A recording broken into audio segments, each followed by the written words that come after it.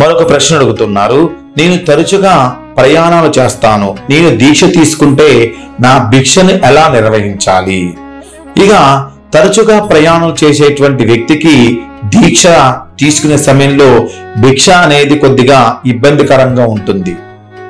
మీరు బయట ఉంటే అన్నదానం జరిగే లేదా ఏదైనా స్వామి పూజ జరుగుతున్న ఏదైనా ఆలయాన్ని మీరు దర్శించి స్వామివారి యొక్క భిక్షను మీరు స్వీకరించండి. ఇక వీలైతే మీరు పండ్లు లేదా పాలు తినగలిగితే అవి తినవచ్చు. ఇక ఎవరైనా సరే గృహస్థుడు మిమ్మల్ని స్వామిగా భిక్షగా ఆహ్వానిస్తే ఖచ్చితంగా సంకోచం లేకోకుండా ఆహారం మీరు తీసుకోవచ్చు. ఎందుకంటే వారికంటే పవిత్రుడు ఎవరూ లేరు.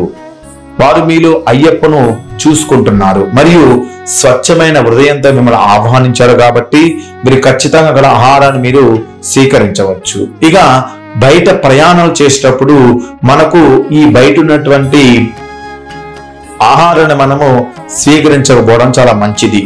కుదిరినట్టయితే ఇంటి దగ్గర నుంచి ఒక బాక్స్ తీసుకెళ్ళడం కానీ, లేదన్నట్టయితే మీరు అల్పాహారంగా ఈ యొక్క పండ్లని కానీ భిక్ష సమయంలో పండ్లను కానీ తినటం వల్ల మనకి స్వామివారికి అనుగ్రహాన్ని త్వరగా పొందడానికి అవకాశం ఉంటూ ఉంటుంది. స్వామియే శరణమయ్యప్ప.